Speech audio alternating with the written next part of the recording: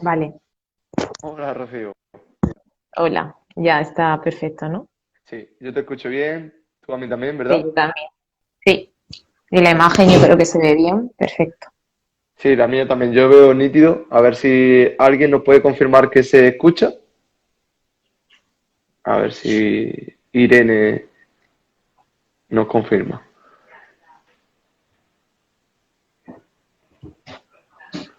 Vale, parece que sí, en principio, perfecto. Vale, pues si quieres, puesto que todo va bien, íbamos a hacer una prueba antes, pero si quieres, pues Pero empezamos ya directamente. sí, ya que se han unido algunos, pues ya seguimos en esta. Exactamente. Pues nada, voy a introducir el tema. Como saben los seguidores de BiFit, estamos haciendo varias charlas hablando de los diferentes aspectos, tanto de entrenamiento como de nutrición. Y hoy tenemos como invitada a Rocío Maraver, que es dietista nutricionista. Ella es especialista en diabetes, colabora con varias asociaciones, tanto en Jaén como en Madrid, de diabetes.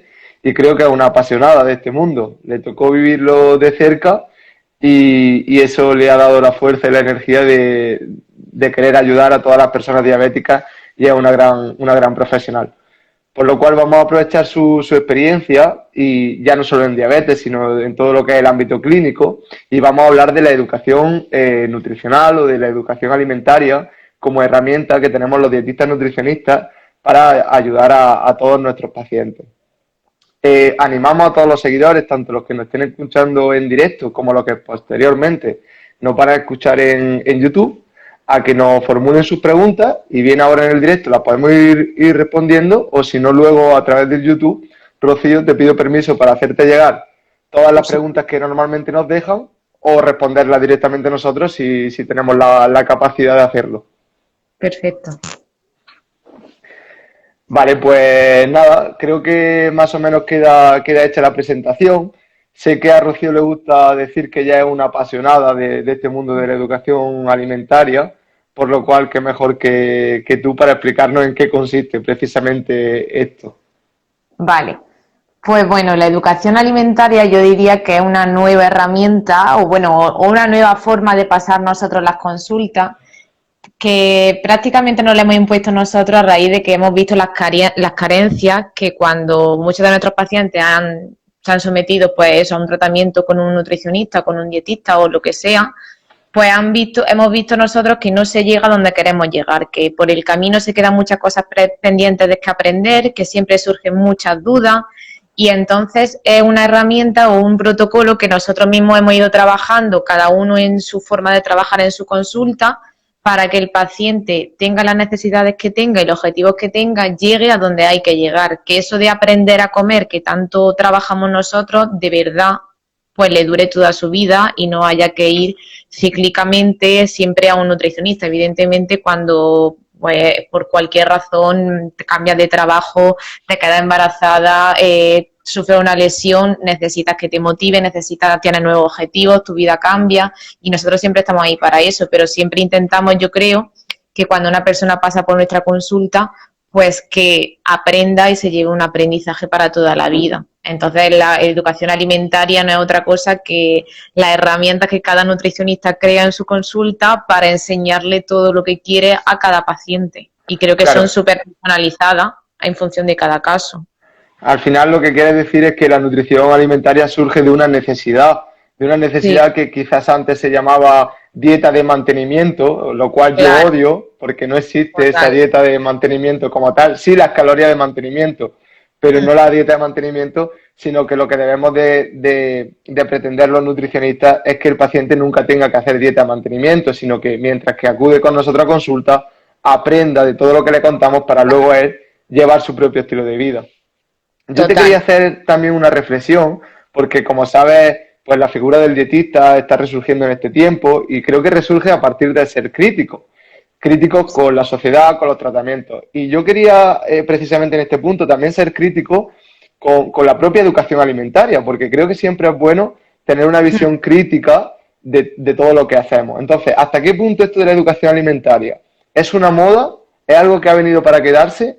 y qué limitaciones ves tú que puede tener. Creo que tú ya apuntabas antes el ítem o un aspecto fundamental, que es que los nutricionistas siempre vamos a estar ahí para ayudar a la persona, pero ¿qué, Mm. qué crítica le puedes hacer tú a la educación alimentaria?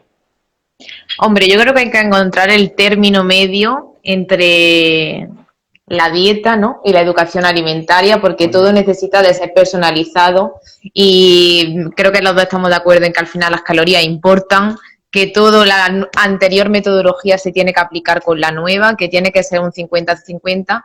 Y sí que es verdad lo que tú dices, también es una moda. Nosotros ahora estamos creando mucha piña como profesión y estamos muy activos todos en Instagram y tenemos siempre muchos referentes a la hora de sacar muchas herramientas de educación alimentaria que todos utilizamos. Pero también, claro, tienes que volver a lo básico de que es lo que es la dietética, de pensar en gramos, de pensar en calorías, de pensar en cuando si hay un estancamiento, en utilizar un protocolo, utilizar el otro. La educación alimentaria para mí, pues eso es un complemento. Es decir, si yo pienso en que este caso de pérdida de peso se está estancando y quiero probar otro protocolo, yo utilizo educación alimentaria para explicar ese protocolo. Si yo quiero sacar, claro, o voy a pasar a hacer una dieta más vegetariana porque quiero sacar esto, porque creo que nos estamos yendo con la grasa, yo que sé, cualquier cosa, pues al final utilizo esta herramienta y te explico dónde están estos nutrientes en estos alimentos, por qué lo quitamos. Entonces, pues la educación alimentaria te sirve para explicar mucho más la dietética, yo creo, en sí, pura y Muy bien. dura. Estoy totalmente de acuerdo contigo. Además, me ha encantado como lo has explicado. La educación nutricional o alimentaria no es más que un complemento a la dietoterapia. Lo Total. que ocurre es que, como todo en tendencias sociales, con las redes sociales, como tú decías, en esta Claro. piña que estamos haciendo los nutricionistas, al final una buena herramienta se puede convertir en un arma de doble filo. Lo hemos visto Sí. también un poco con el Real Food, como Mm. ya hay estudios que han evaluado cómo han aumentado los casos de trastorno de conducta alimentaria en los Real Fooders. Es decir, y nadie duda de que el Real Food es una herramienta excelente, pero claro, Claro. cuando algo se lleva al extremo o se convierte en un dogma más que en una herramienta propiamente dicha, Sí. va a pasar a ser un problema. Y yo me Total. encuentro cada vez más en consulta pacientes que ya vienen cansados, y fíjate que joven esto de la educación nutricional o la educación alimentaria, y Te ya te viene en casa. dicen, Gabriel, yo ya no quiero más educación alimentaria, yo quiero que me propongas tú, Ya que me aprendo ayudes. eso, ya que me soluciones, claro.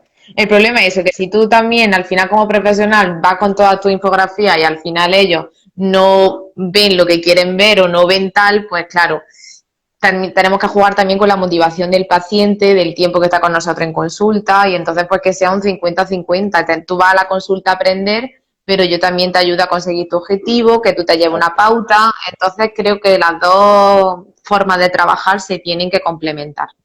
Exactamente. Al final, por hacer un resumen, como tú decías, por un lado los dietistas tenemos la dietoterapia, que es aquella intervención dietética que vamos a hacer en el paciente para conseguir su objetivo, esa nutrición personalizada. Y por otro lado tenemos la educación alimentaria, que consiste en explicarle por qué vamos a hacer una cosa y no otra, y qué herramientas vamos a utilizar o Claro, por qué tanta proteína, tanto. Al final, cuando claro, se claro. comprende lo que la persona está trabajando, seguramente la adherencia aumente y al final Aumenta. del todo el tratamiento haya aprendido tanto que ya no haga falta la dieta de mantenimiento, ya simplemente con reciclar esos Eh, conocimientos puede mantenerse comiendo bien toda su vida. Perfecto, sí, sí, sí. Muy bien. Siguiendo en esta línea, como decíamos, los dietistas nutricionistas, por suerte, para ti y para mí, que lo somos, hemos evolucionado y estamos ganando una situación en la sociedad mucho mejor que la que teníamos hace un tiempo.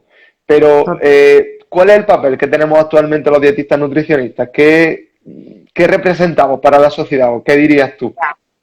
Yo creo que estamos ahora mismo despegando. Creo que estamos yendo por muy buen camino porque creo que en los últimos años nos hemos, gracias a las redes sociales, yo creo que ha sido a Instagram, a Facebook muchísimo, a que pues si antes no nos daban trabajo, nosotros mismos hemos empezado a luchar para que nos lo den. Y entonces a la hora de lavar mucho nuestra imagen y de movernos y de trabajar mucho con medios de comunicación, ya fíjate que en cualquier programa de radio que tú pongas por la mañana o en algún programa de televisión hay colaboradores por la mañana y por la tarde en grandes cadenas. Entonces creo que todo eso nos ha lavado mucho nuestra imagen como profesionales y que estamos trabajando por ser pues lo que somos, ¿no? Que legalmente por el BOE somos profesionales sanitarios, lo que pasa que cuesta estar en un equipo, en un hospital. Ahí es donde fallamos. A que nosotros somos el profesional que tiene que estar en la consulta privada, que le echamos muchísimo tiempo al paciente, que nos trabajamos mucho con él su historia clínica y todo, que deberíamos de estar pues en un sistema sanitario con nutricionistas, o sea, con otros nutricionistas especializados, con endocrinos, con psicólogos, con fisioterapeutas, con médicos, con enfermeros, entonces así se llegarían a unos tratamientos espectaculares. Claro, yo Porque creo que es creo que importante en este punto dejarle claro a nuestros seguidores, que muchas veces a mí me pasa y tengo que resolver esta duda en consulta, que como tú bien dices, somos profesionales sanitarios, pero no estamos inmersos en la sanidad pública. Por desgracia, aunque muchas veces los pacientes piensan que en el hospital lo ha tratado un nutricionista, puede no. ser que haya algún nutricionista, pero está ahí de rebote porque también es médico o porque O es que uno... estaba, claro, o que estás llevando las dietas en la cocina. Entonces puede ser Exactamente. que está ahí evaluando los menús. Pero nosotros lo que siempre nos referimos es, por ejemplo, un nutricionista en atención primaria, en que si a ti te diagnostican una hipertensión, en vez de llevarte una medicación, te derivan para que cambies tu estilo de vida. Eso sería Exacto. como el buen nutricionista, pues que estaría ahí y que puede tratar pues desde una enfermedad celíaca hasta evidentemente el sobrepeso y la obesidad, una enfermedad renal, una diabetes recién diagnosticada y un sinfín de enfermedades en las que podíamos ayudar muchísimo. Me interesa mucho también este tema que sacas, porque creo que esto también es parte de la educación nutricional de cara a nuestros pacientes, que es la diversidad de tratamientos que podemos abarcar un dietista nutricionista y la importancia de la especialización. Ayer mismo lo hablábamos entre tú y yo cuando preparábamos esta charla, como pues yo soy más especialista en un punto y tú lo puedes ser en otro, y lo ideal es que nos compaginemos entre profesionales. Esto muchas veces no se entiende por parte de los pacientes, porque parece que la nutrición es idéntica para todos los contextos. Y a mí siempre me gusta explicar que hay consejos que hay que contextualizarlos, porque un buen consejo para una embarazada puede no serlo para una Para, mujer o mayor para otra embarazada, o, claro, o mismo para otra embarazada. Háblanos un claro. poquito de esta especialización y sobre todo en tu caso, cómo decides especializarte en diabetes, qué has Vale. hecho y demás. Vale, pues yo empecé, bueno, ayer cuando ya te iba contando, creo que todos cuando salimos de la carrera queremos abarcar todo, entonces pues te pones a hacer cursos de absolutamente todo. Y yo pues tengo algunos conceptos muy básicos de nutrición deportiva, pero sí que es verdad que ya me fui, cambié de trabajo, me empecé a trabajar en una clínica pues más en cuanto a la nutrición clínica y más tratando sobre todo sobre peso y obesidad. Y al mismo tiempo, yo tenía ahí una espinita que hace 15 años ya mi hermana la diagnosticaron de diabetes tipo 1. Entonces yo en ese momento vivía en Madrid y yo le daba muchas vueltas a hacerme voluntaria en una asociación pues para participar. Y como es una patología en la que el gran éxito del control de esa persona depende mucho de la alimentación, pues decidí pues que me quedaba esa espina de poder ayudar más a mi hermana y a más gente como mi hermana, ¿no?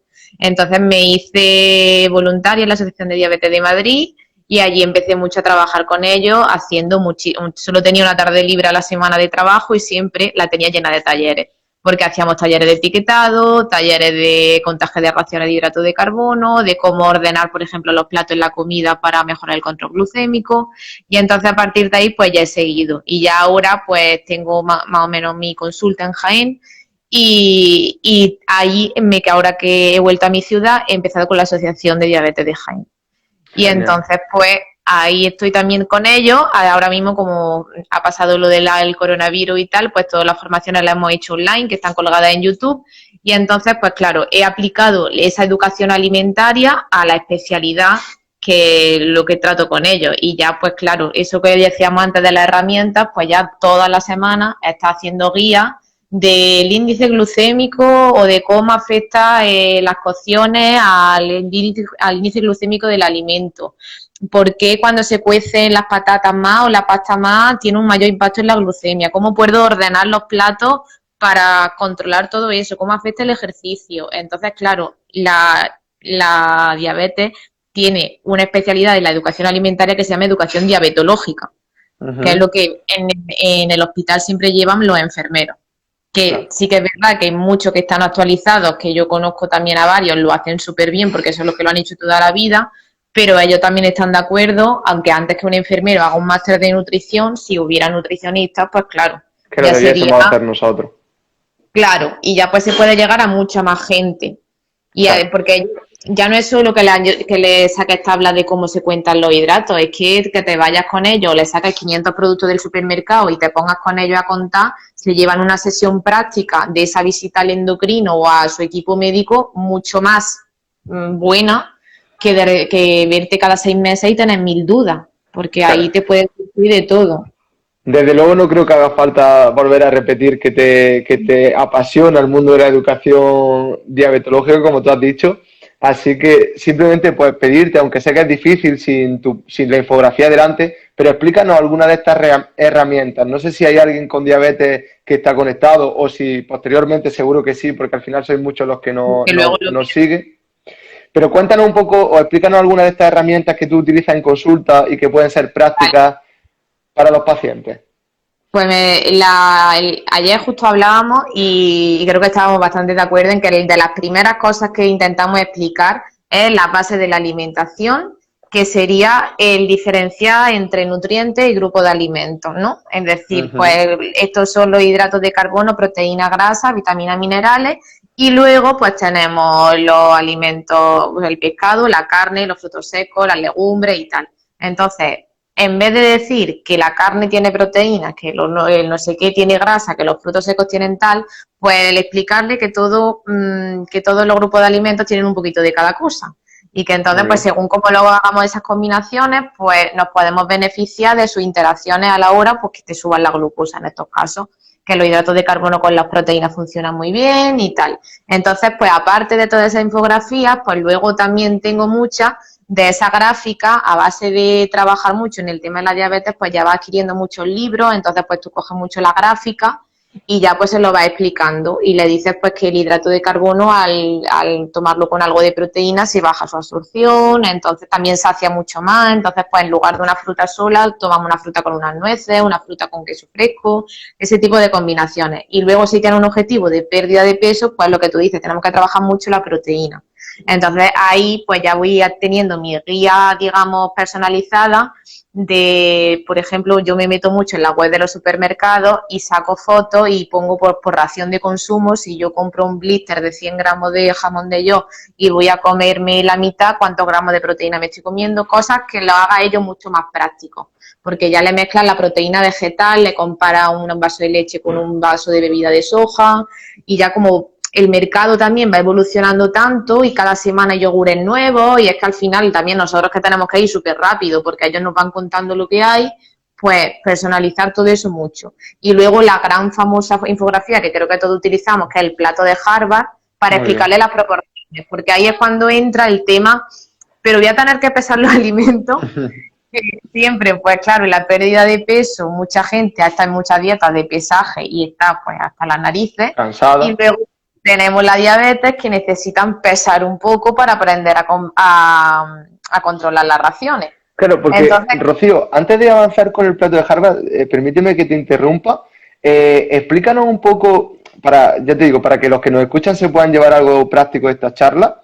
Explícanos un poco cómo suman los carbohidratos, cómo afectan los carbohidratos a la glucemia de una persona diabética. Es decir, cuando yo me como una ración de carbohidratos, ¿cómo sube eso mi glucemia o cómo la regula? Lo que tú hablabas antes, también un poquito si puedes dar alguna pincelada de cómo mezclando un carbohidrato con una proteína voy a ralentizar la salida de ese azúcar a sangre y va a afectar de un modo diferente. Matízanos un poquito en ese aspecto. pues lo que pasa en la diabetes es que las personas con diabetes, sobre todo más diabetes tipo 1, pues no secreta la insulina por un fallo que hay en su páncreas, ¿no? Eso es una enfermedad autoinmune y es una cosa pues que se diagnostica. Entonces, pues necesitan ponerse esa cantidad de insulina según en función de lo que vayan a comer, ¿vale? Entonces, cuando ya empezamos, sobre todo las primeras bases de cuando se diagnostica la patología, pues el endocrino suele dar como una pauta más cerrada de unidades de insulina y tal. Entonces, pues muchas personas con diabetes pues van simplemente a subir los carbohidratos para llegar a eso. Ya hemos visto que no, que realmente lo que hay que adaptar es que yo adapto el tratamiento a mi forma de comer. Entonces, exacto. por eso en la diabetes se beneficia bastante de llevar una dieta más bajita en hidratos de carbono. Entonces ya cuando empezamos a hablar de hidratos de carbono, empezamos con ese concepto del índice glucémico, que sería más o menos la capacidad que tienen los hidratos de carbono de subirte el azúcar en la sangre, ¿vale? Yo lo explico así más o menos. Luego está lo que hablábamos ayer, la carga glucémica, que es en función de la cantidad de alimento que yo me tomo, ¿vale? Porque por tablas de índice glucémico, pues tenemos algunas cosas como que la sandía tiene un índice glucémico alto, pero si vemos que si yo me como una rajita de sandía, luego la carga glucémica es baja. Entonces ya pues empezamos a hablar de qué depende el índice glucémico, ¿no? Pues, por ejemplo, de la cantidad de fibra que tenga el alimento. Un arroz integral tiene menos que un arroz blanco, un pan integral tiene menos que un pan blanco y todo ese tipo de cosas. Y luego factores externos que afectan al índice glucémico del alimento. Pues una fruta no es lo mismo que esté muy madura, que ya ha perdido agua y se encuentran los azúcares, por ejemplo, o que yo coja una patata o una pasta y la deje mucho tiempo cociendo, porque ese Exacto. almidón ya se empieza a predigerir y hidratarse y cuando yo me lo coma, pues digamos, mis enzimas tienen menos trabajo que hacer. Entonces, Va como a salir más rápidamente rápido. va a salir más rápido a la sangre y me va a provocar una subida más rápida. Entonces, todo eso es lo que intentamos, que reducirlo y darle más trabajo a nuestro cuerpo. Cuando tú en tu digestión metas más fibra y le hagas trabajar más, las subidas van a ser más lentas.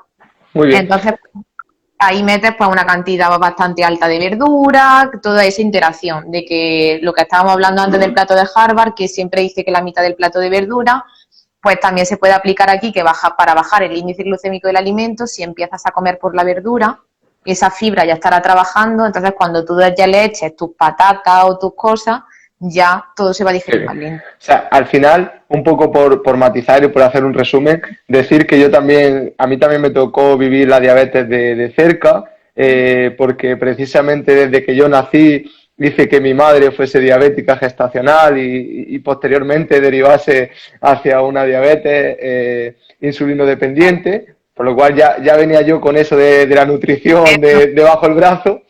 He vivido Eh, en esta...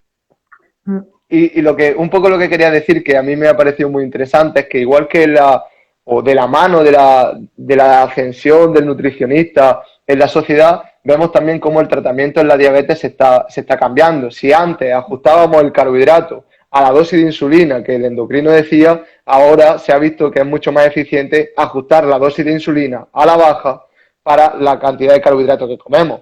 Eso Claro, de decirle a un diabético, tienes que comerte o tienes que hacer un postre después de comer de 10 galletas María, porque si no te va a dar una bajada debido a la dosis de insulina que te he puesto, eso ya se ha visto que no tiene ningún sentido, sino que más eso, bien, pues, vamos a bajar la dosis de insulina, puesto que tu consumo de carbohidratos es más X, bajo.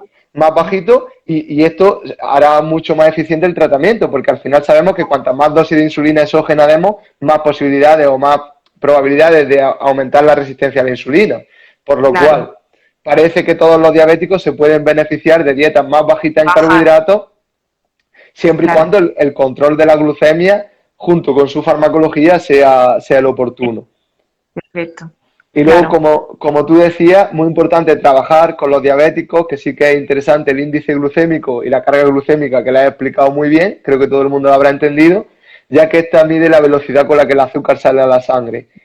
Si en un diabético precisamente el problema es que el azúcar se queda circulante, se queda dando vueltas por nuestro cuerpo, y tenemos alimentos que hacen que mucha azúcar salga muy rápido a la sangre, no van a ser interesantes por esto que decimos. Eso es. Si conseguimos mezclar alimentos que tengan carbohidratos con otros que tienen fibra, como tú decías, y ralentizamos esa salida de azúcar a sangre, será mucho Claro. más interesante. Quiero hacer también una Sí, puntualización en algo que te explicaba, porque da por hecho que de esto de las dietas disociadas, tan famosas en un tiempo, bueno, no tiene sentido ya. ninguno, porque es Sí, sí, importante sí, que tanto totalmente. diabéticos como no diabéticos entiendan que casi todos los alimentos tienen, Tienen, como tú decías, carbohidratos, proteínas, grasa, fibra. No tenemos grupos de alimentos con una sola fuente de nutrientes, como tú diferenciabas antes. con nuestro aceite de oliva no hay ninguno más. El aceite de oliva es solo grasa, pero todos los demás son un mix. Efectivamente. Muy bien, muy Claro. bien. Pues creo que esto es bastante interesante y que seguramente muchos de nuestros seguidores se estarán haciendo un poco a la idea de qué es la educación nutricional, porque al final es lo que estamos haciendo en esta charla. Y me gustaría que pusiese o que me contase lo que ayer me decía en la preparación de la charla, porque eso es un verdadero ejemplo de educación nutricional y de cómo el nutricionista se tira al barro, que nos contase la historia del Covirán, para que la El gente COVID. entienda qué es la educación nutricional en consulta. Venga, os voy a contar. Vale, pues yo, como ya lo he dicho, paso consulta en Jaén Capital, pero un día a la semana voy a un pueblecito muy pequeño de 3.000 habitantes que se llama Pegalaja. Entonces, en este pueblecito, pues claro, solo hay un supermercado, que es el Covirán. Entonces yo me encontraba con que muchos pacientes, pues cuando yo hablaba con ellos en la consulta, pues yo venía con toda mi infografía de yogures, de tal, de esto está el Lidl, esto está en el campo, esto es del Corte Inglés, esto de no sé qué. Y luego allí te das cuenta de que en zonas rurales las limitaciones son muchas, son pues que el pescadero lleva 4 pescados, que el Covirán tiene 2 yogures y qué tal. Entonces al final, pues lo que dice Gabriel, te tienes que tirar al barro y te tienes que ir allí a hacer fotos, a estar dando vueltas por el supermercado hasta el punto de que todos los trabajadores del supermercado te preguntan qué estás haciendo, y al final todo lo contrario, me decían que si yo sabía de productos que no traían y que eran interesantes, que se lo propusiera.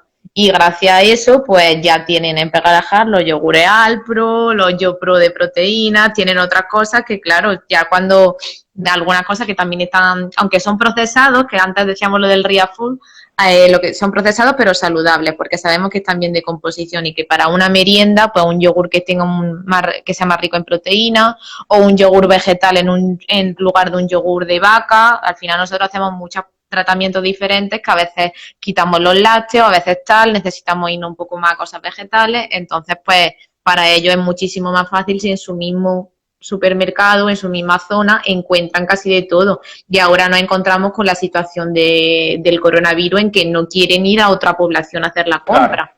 Entonces, claro. para ellos es doblemente fácil si dentro de su municipio encuentran todo. Entonces, pues ahora yo en consulta, con todas esas fotos y todo ese material, ya tengo una presentación hecha y puedo trabajar con ellos mucho más rápido, porque ni ellos mismos a lo mejor sabían algunos productos que tenían o que podían utilizar, porque si una sardina ahumada, una pata de pulpo que ya le venden allí cocida, un tal, para hacer un salpicón, un plato de no sé cuánto. Entonces, pues, dentro de su mismo supermercado serían cosas que nunca habían comprado, explicárselo cómo lo pueden utilizar para Qué darle más bien. ideas. Creo que es un ejemplo excelente de cómo los dietistas nutricionistas nos ganamos a pulso este ascenso social que tú explicabas antes que estamos teniendo en la sociedad, porque evidentemente hacer cosas como esta es lo que hace que tus pacientes tengan una fidelización con el tratamiento, porque ya no solo nos dedicamos a dar dietas, sino que nos tiramos al barro, como decíamos, para facilitarle la vida, para poder conseguirle esos productos y demás. Un Claro. claro ejemplo es lo que tú dices, pero estoy seguro que a ti como a mí también nos pasa que muchas veces por un tratamiento con un paciente nos tenemos que poner vía telefónica en contacto con su médico, con el especialista, con el psicólogo para hacer ese tratamiento multidisciplinar, que es lo que hace que el paciente realmente mejore. Y creo que esta es la base de la nutrición moderna. Esa complementación que decíamos antes de educación nutricional y dietoterapia personalizada. Todo, y estar eso en contacto con médicos, con fisioterapeutas, con psicólogos, con todo, jugar un poco lo que nosotros trabajamos mucho, que es un equipo multidisciplinar. Y si tienes que levantar el teléfono y llamar y preguntar o lo que sea, pues por muchos pacientes te metes, vamos, a investigar de todo. ¿Dónde se Claro, pueden hacer las porque, pruebas? ¿Dónde hay un laboratorio? Te intentas personalizarlo todo, porque porque yo creo que somos una profesión que está supliendo una carencia que hay en sanidad, en que en sanidad. sanidad te echan rápido y te echan rápido. Te decía eso porque precisamente esta temática de la educación nutricional no solo es necesaria a veces para los pacientes, sino para los propiamente dichos otros profesionales de la salud. Sí. A mí me pasa que muchos médicos se ponen en contacto conmigo vía telefónica para hacerme preguntas y esto creo que es un gran paso. No por nosotros como nutricionistas, sino porque un médico a día de hoy ya dé el paso de llamar a un nutricionista Valores. que no hemos estado valorados antes para preguntarnos, oye Gabriel, tengo este paciente, ¿qué recomendación le doy? Creo que esto ya es un gran paso y es para sentirnos todo el gremio de dietistas nutricionistas orgullosos en Súper ese bien. sentido porque algo estamos haciendo bien. Y es ni más ni menos que esto que le estamos contando hoy a nuestros seguidores, que trabajamos con esa educación, que queremos educar a todo el mundo en aquello que amamos, que es la nutrición. Sin Claro. mitos, sin falacias, No, sin marketing, etcétera, etcétera. súper bien. Mm. Vale, pues por meternos un poquito más en el meollo de la propia nutrición, vámonos un poco más a la dietoterapia. Quería preguntarte, como especialista en diabetes, que ya vemos que amas, ¿qué piensas de los carbohidratos? ¿Qué papel tienen los carbohidratos en nuestra sociedad, en personas diabéticas y en no diabéticas? ¿Qué ocurre con ellos? Pues yo creo que, a ver, es un grupo de alimentos que todos cuando nosotros salimos de la carrera, pues nos lo hicieron ver como que la mitad de nuestras calorías tenía que venir de los carbohidratos. Y luego, claro, tú mismo te piensas un poco cómo comes y lo que haces, y yo creo que nadie llega a ese 50 y tanto, casi 60% que se ponía antes. Entonces, claro, cuando ya tienes una patología como la diabetes, en el que siempre pues estás con el arroz, el pan, el tal, al final es muy difícil de controlar tu glucemia porque siempre suele estar bastante alto. Entonces, y tú es lo que decíamos antes, que si ya un alimento no tiene un nutriente solamente, imagínate cuando lo metes en un plato, cuando tú haces un arroz con verdura y con carne de toda la vida. Al final ahí pues también hay grasa y tal, entonces todo eso son platos pues que a la hora de ponerte tú una unidad de insulina te cuesta mucho más controlar. Entonces yo, Ujú. por ejemplo, pues lo veo con mi hermana cuando se come una pizza, cuando un día cenamos sushi o cualquier cosa de estas, de que llegar a un control glucémico es mucho más complicado. Entonces se puede todo mejorar, lo que decíamos, con una dieta un poco más bajita. Yo los carbohidratos para nada, ni estoy totalmente en contra de suprimirlos, prohibirlos y todo ese tipo de cosas. Hay que encontrar Un un, término siempre medio. un término medio de no es la base absoluta de mi alimentación, ni tampoco están prohibidos, porque ahí entraríamos en la dietética antigua de prohibir los carbohidratos para bajar de peso. Entonces hay que personalizarlos, que en función de que cada uno el ejercicio que tenga, pues esos días en una comida pues entrenamiento tal, pues se mete pues su guarnición. Yo tengo muchas herramientas de qué es una guarnición de hidrato de carbono y con las herramientas que tengo de diabetes, de más o menos la unidad de insulina o de las raciones, mejor dicho, a que cada Alimento. claro, no es lo mismo que un plato con una guarnición de arroz, con un plato principal, que un plato que esté rebosando. Entonces, con mucha fotografía y tal, pues a la hora de Claro. personalizar. Yo creo que al final lo que ocurre con los carbohidratos, como tú bien decías, es que se instauraron en nuestra alimentación como la base propiamente dicha, porque realmente necesitaban ser la base. Tenemos que hacer entender a los pacientes que nuestro cuerpo, el ser humano, el Homo sapiens sapiens, somos un ahorrador por naturaleza, porque éramos cazadores recolectores y entonces teníamos unas necesidades nutricionales, unas necesidades energéticas mucho mayores que las que tenemos a día de hoy, que de cazadores recolectores ya nos queda bien poco, estamos más bien en casa sentados y nos traen la comida. Entonces, claro, si tenemos un cuerpo que ahorra energía en una sociedad donde precisamente la energía sobra y donde no tenemos que hacer un gran esfuerzo para llegar a comer, pues ese consumo de carbohidratos, que al final es la gasolina para el cuerpo, evidentemente tiene que reducirse. Es decir, si antes Claro, yo tenía que correr o andar 10 kilómetros para encontrarme un plato de comida y ahora tengo que andar 5 metros, que es del sofá a la mesa, para encontrarme el mismo plato de comida o incluso un plato con más calorías, el gasto calórico evidentemente es menor. No quiere decir claro. esto que haya que eliminar el consumo de carbohidratos, porque además de ser fuente energética, pues tiene otro papel tan importante como precursor a nivel de cascadas metabólicas, la principal, si cabe, anabólica, que es la que se inicia con la producción de insulina en el páncreas, y por tanto son imprescindibles. Pero hay que ajustar sus cantidades. Ya no solo hablamos en personas diabéticas, sino en cualquier persona sedentaria o inactiva, que por desgracia somos casi todos en este estilo de vida. Por lo Eso es. cual, como tú decías, los nutricionistas salimos de la carrera con ese porcentaje de que el 60 o 55% de nuestro consumo deben de ser carbohidratos cuando realmente deben ser mucho menos, más que nada Muchísimo porque menos. no tenemos esa actividad. Claro. Entonces, pues salimos nosotros y derribamos nuestro propio aprendizaje y ahí a la hora, eso se aprende pasando consulta, hablando con gente, viendo, observando, actualizándote, leyendo mucho y al final eso, haciéndole entender a cada persona que viene a tu consulta, aunque a que eso no es así. Y luego también, pues ya te metes en la cultura de cada familia o de cada paciente con su hábito de comer con la barra de pan en medio, con tomar muchas veces a la semana platos con patata, con arroz, con todo eso, entonces pues luego es todo, ya lo vas aplicando a técnicas culinarias, a planificación del menú semanal y a Claro. todo lo que... Entonces, digamos también, Rocío, que un poco lo que estamos dejando los dos entrever es que al final en esas dietas para pérdida de peso, en las que, bueno, pues queremos educar a nuestro paciente de qué tiene que hacer, al final lo que lo estamos educando, salvo situaciones complejas o contextos particulares donde hay una enfermedad, por ejemplo la diabetes que haya que atender a condiciones más particulares, pero un poquito a nivel general, al final lo que estamos dejando entrever es que para perder peso hay que reducir un poquito el consumo de carbohidratos, ¿verdad? Sí, y estamos de acuerdo en subir el aporte de verdura y de todo y de proteína. Muy bien. ¿Por qué sería importante subir el aporte de proteína? Pues porque cuando nosotros hacemos una dieta de pérdida de peso estamos haciendo una dieta hipocalórica, estamos consumiendo menos calorías de las que quemamos, ¿no?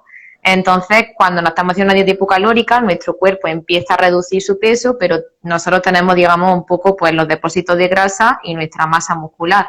Lo que a nosotros nos interesa es no perder nuestra masa muscular porque es el que va a ser, digamos, la bombona que va a quemar calorías dentro de nuestro cuerpo. Entonces necesitamos darle los ladrillitos que necesita para construirse, que se va a construir a partir del ejercicio. Entonces necesitamos también pues darle ese aporte de proteína adecuado. Aparte, la proteína es el nutriente más saciante. Cuando tú la subes, tú te das cuenta que lo que hemos dicho antes, si yo me como una fruta con un poco de queso fresco, con un puñadito de nueces, yo hago una merienda. Si yo me tomo un yogur desnatado, cositas así muy ligeras y llego a la cena muerto de hambre, de poco me ha servido merendar. Exactamente. Entonces, al final, pues todas esas técnicas que nosotros utilizamos de subir un poco más la proteína, de explicar el plato de Harvard, que lo decíamos antes para mantenimiento de peso, pero si lo adaptamos a un objetivo de pérdida, reduciríamos carbohidratos y subiríamos un poco la proteína. Entonces, es un poco la función, yo se lo explico siempre a los pacientes, de al bajar los carbohidratos ponemos un poco al cuerpo en tensión para que tire de sus reservas. Como yo tengo proteína, puedo mantener mi masa muscular, pero intento forzarle a que tire de la grasa. Muy bien. Por hacer de nuevo un resumen, aunque creo que lo dejan más que claro, al final lo que tenemos que conseguir en pérdida de peso primordial es el déficit calórico, lo que tú decías, gastar más energía de la que ingerimos. Normalmente, salvo situaciones particulares, ese déficit calórico lo conseguimos bajando un poquito el consumo de carbohidratos. Pero para evitar perder masa muscular, que como tú decías es la bombona que quema la energía, y si cabe te aporto que también es el sinónimo de la calidad de vida, ya que Sí. el propio envejecimiento es la pérdida generalizada de masa muscular y eso es lo que hace que una persona mayor pues no pueda jugar con sus nietos al mismo tiempo que juega un padre o a la La misma sarcopenia, intensidad, lo que la se llama sarcopenia, sarcopenia, que ya lo va un poco trabajando, pero sí es todo eso. Si ya hay por efectivamente. fisiología de eso, pues lo intentamos evitar con la alimentación. Bueno, Exactamente. Para evitar eso subimos un poquito la proteína, pero lo suficiente para no incurrir en una dieta normocalórica. Hay que seguir quedándose en déficit calórico. Esto es importante que la claro, gente lo claro. entienda. Hay que bajar los carbohidratos, subir la proteína, pero el cómputo global de calorías, que sería la suma de la ingesta de carbohidratos, proteína y grasa, tiene que quedarse por debajo de nuestro gasto. Por lo cual ahí también juega un papel fundamental el ejercicio físico. El gasto de calorías exógeno, que no depende solo de nuestro cuerpo, sino que nosotros incrementamos cuando salimos a entrenar o a andar, esa elevación del NEAT, que ya también en este perfil de BIFIT se ha hablado mucho de ello. Por lo cual, así llegaríamos a perder peso. Pero, y ahora yo te matizo, una vez hecho este resumen, ¿qué pasa en el paciente diabético? Porque claro, bajarle mucho los carbohidratos a un paciente diabético con dosis normalmente de insulina muy alta es un riesgo porque podemos generar una hipoglucemia. Eso. Explícanos. Haznos un... Pues iríamos paso por paso y estableciendo un poco un ranking de objetivos. O sea, el Ujú. objetivo principal no le podemos de repente decir que el tratamiento farmacológico que le ha puesto su endocrino está mal, sino tenemos que hacer mucha educación nutricional para que él comprenda, él aprenda en qué nutrientes, lo que decíamos, en qué alimentos están los nutrientes, al hacer la cesta de la compra, qué es más saludable que otra cosa. Cuando hayamos entendido todo eso, nos vamos a ir arriesgando a reducir un poco las cantidades de hidratos, pero siempre regulando la insulina. Entonces, Porque, empoderando, claro, a ese paciente a que tome también un poco sus propias decisiones y que si claro, ya no es... porque Porque además nosotros no estamos diciendo, al menos sé que tú tampoco ni yo, estamos diciendo que el tratamiento que manda el endocrino esté mal. El No, endocrino no, se ciñe a mandar la insulina acorde a la glucemia del paciente. La claro, claro. cuestión es que cuando el paciente viene al nutricionista y va a empezar a regular su dieta, probablemente vamos a bajar el consumo de carbohidratos y Claro. entonces con el, digamos, con el beneplácito del endocrino, bajar también la dosis de insulina para ajustarlo. Que quede claro esto. Sí, sí, no, eso es. Yo en mi propia casa lo he visto con mi hermana, en el que ella lo ha decidido irlo bajando, y a la hora, el otro día tuvo su revisión con su endocrino y le dio la enhorabuena y le dijo que todas las dietas, que o sea, que ya por la Asociación Americana de Diabetes y por todos los organismos oficiales se sabía que había mucho beneficio para la salud a la hora de reducir y de mejorar el control glucémico. Y le dio la enhorabuena porque nunca había estado tan regulada como ahora.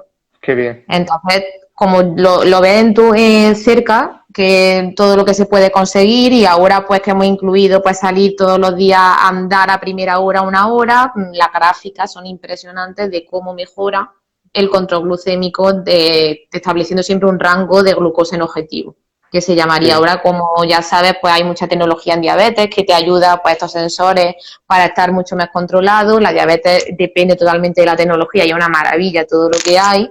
Entonces, pues iría todo por ahí. Primero sentar las bases de que la alimentación y de los cambios que queremos hacer, y luego ya animarte a hacerlo, pero siempre ajustando para que no haya hipoglucemia, y ajustemos la insulina en función de eso. Y ya con todas las combinaciones que hemos dicho antes de alimentos, pues intentaríamos tener siempre una glucosa bastante regulada. Exacto, es decir, habría primero que hacer una periodización de los objetivos. El paciente diabético que llega a nuestra consulta con un motivo de pérdida de peso, lo primero que tiene que comprender es que primero hay que regular la glucosa con la farmacología que tiene. Eso es. Una vez que ha aprendido a regularla y ya la tenemos controlada, con ayuda y siempre en un tratamiento multidisciplinar con su endocrino, ir programando esas bajadas de insulina para poder ir bajando los carbohidratos y generar ese déficit calórico que nos va a permitir que vaya perdiendo peso. Eso es. ¿Subiría Perfecto. en un paciente diabético también del mismo modo la proteína o en este caso habría alguna modificación? Pues yo, salvo, o sea, según más o menos, ya esto, para mí, yo como siempre digo, esto ya es healthy premium, esto ya es meterte mucho, ya muy avanzado. Por lo que yo sé, niveles muy, muy altos de proteínas sí tenderían eso a subir luego la glucosa, ¿no? Lo que pasa cuando comas también un plato muy rico en grasa, digamos que esas cantidades tan altas de grasa y proteínas sí que tienden luego a subir la glucemia. Pero más o menos en proteína más magra y todo, y con cantidades seguras, yo el caso personal, que los casos que estoy llevando así más de cerca, no hay ningún problema. Y estamos subiendo un poco de proteína en polvo con unos yogures, mezclando tal, y hay buenos resultados. Exactamente, digamos que hasta dosis normales hablamos de Claro, todo sí. 1,5, 1,6 gramos por kilogramo de peso. Yo siempre hago un cálculo del 1,5 más o menos en un objetivo de pérdida de peso ya con ejercicio, ¿vale? Ujú. Porque ya cuando la demanda, ya pues hay un entrenamiento de fuerza varias veces a la semana, tal, ya hay un requerimiento más elevado, un 1,5 es cuando ya ajusto.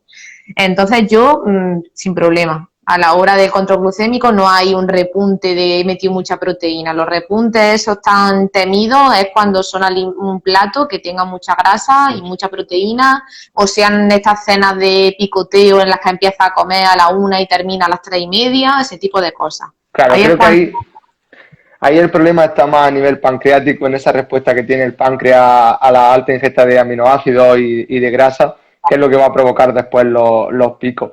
Yo quería también hacer aquí hincapié en un aspecto fundamental, que ya que hablamos de la regulación de la glucosa en la diabetes, que no solo podemos regular esa glucosa con comida, sino que el propio ejercicio físico y la mejora de la masa muscular en pacientes diabéticos va a hacer que mejore la sensibilidad a la glucosa o la tolerancia a la glucosa, ya que al final el músculo, como bien explicaba antes Rocío, es la bomba que quema la energía. Si yo tengo más masa muscular, tengo más capacidad de quemar azúcar, digamos, y por tanto de mantener constante claro, mi glucemia a lo largo del tiempo. Creo que claro. esto es algo que se beneficia a los pacientes no diabéticos, pero con más creces los propiamente pacientes diabéticos. Hay, hay como un truquillo, una frase que yo utilizo mucho, que es que la insulina y el ejercicio tienen un efecto sinérgico, hacen exactamente lo mismo.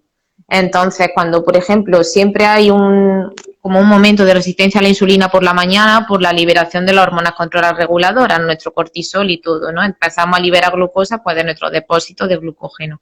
Entonces, cuando a mucha gente le cuesta controlarse a primera hora porque se mide y está muy alta, irte a andar y a darte un paseo y luego desayunar puede ser lo mejor que hagas, porque ya esa sensibilidad del ejercicio, claro, y luego ya entramos en qué lleva ese desayuno. No va a ser lo mismo tomarme una tostada de pan Bimbo o unos churros que tomarme un pan integral con queso fresco, con tal que no me va a subir apenas. La glucosa Pues, me la subimos.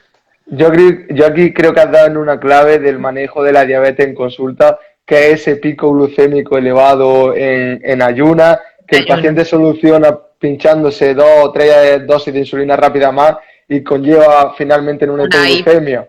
Una hipo por a media mañana, claro. A media mañana. Porque al final el paciente, como en esa mala educación que tiene, que piensa que la glucosa solo se regula con la insulina, no es consciente de lo que tú acabas de decir, que por la mañana el pool hormonal que vamos a tener en sangre no va a ser, no es que no sea el idóneo, sino que favorece que salga más glucosa a sangre de esos depósitos que por la noche han estado activos y que simplemente se va a regular con un paseíto o a lo largo del día cuando empiece a aumentar. Una sentadilla si no puede, o un skipping, alguna cosa así. Yo nos vamos, nosotras que estamos así siempre ajustando y tal, y lo hemos hecho siempre con la gráfica y estamos un poco, yo con mi hermana, conejillo de indias total, es impresionante. O sea, ahora ha desayunado a las 11 y estaba en 107, vamos, con ejercicio, con todo, y decir, es que no he comido nada desde anoche, entonces, sin insulina, sin desayuno y sin nada. Sí, sí, lo veo excelente. También, no obstante, que haremos, sé que los dos, porque ayer mismo surgió en la conversación, matizar que no pasemos de 0 a 100 en 2 minutos, como hacen los Porsche y los Ferrari. Hay que ir poco a poco. Eso que tú comentas de tu hermana. Y esto, vamos, en nuestro caso personal ha sido a base de años y de años, porque antes ella le costaba mucho, ella siempre tenía la glicosilada bastante alta y le costaba. Y a la hora de empoderarnos un poco las dos, de que nos ha venido el confinamiento súper bien, porque hemos tenido mucho tiempo para dedicarle a eso, y de que ella se ha involucrado mucho con el ejercicio, con esto, con el contaje, se puede, lo que pasa que hay que ponerte a trabajar, pues, y a querer. Lo primero siempre es la motivación y la voluntad de cada persona. Eso es. Pero vamos a mandar ese mensaje de prudencia, que no los seguidores que nos escuchen con diabetes, que no se pongan a hacer pseudo ayuno o ayuno directamente. Que primero hay que controlar la glucemia y después ya vamos avanzando. Sí, sí, todo eso. Muy bien, pues creo que ha sido súper interesante. No sé si alguno de los seguidores que han estado en activo o que están ahora mismo quieren hacernos alguna pregunta, si tuviesen. Y si no, pues iremos dando por finalizada la charla. Luego, como digo, la colgaremos en YouTube para que se pueda ver todas las veces que quieran y nos puedan mandar las preguntas por privado y nosotros te las hacemos llegar si hay alguna particularmente para ti o que nosotros no sepamos responder por no estar tan especializado en diabetes como tú. Nada, yo encantada. Pues si quieres aportar algo más, Rocío. Pues que nada, cualquier persona que nos esté escuchando, que nos escuche en el futuro, que cuando necesite, cuando tenga algún problema de salud, que quiera alcanzar un objetivo, que sepa que existimos, que cuente con nosotros, que lo hacemos muy bien y le echamos un montón de tiempo, personalizamos todo a niveles, vamos, estratosféricos, y que nada, que hay que poner un nutricionista a cada uno en su vida cuando se necesite, que yo creo que mucha gente le da miedo. Y luego yo, en mi consulta personal, creo que todo el mundo se lo llega hasta pasar muy bien. Porque están encantados y disfrutan, y luego es una maravilla como te dicen, madre mía, ¿y yo por qué he tardado en venir? Pues si me encanta lo que estoy comiendo, tal. Se relaja mucho la tensión que suele haber al principio con todo eso.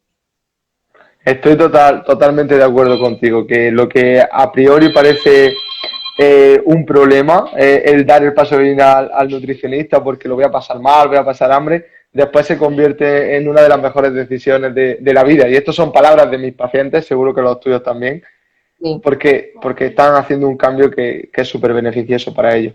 Ven los resultados y ven eso, que están a gusto, que se sienten súper bien, que no le están pasando mal, como ellos se pensaban. Entonces, o como lo han pasado otras veces, ojo. Como porque... lo han pasado, que todos traen una mochila de experiencias muy dura. Entonces, pues, donde tenemos más que trabajar. Muy bien.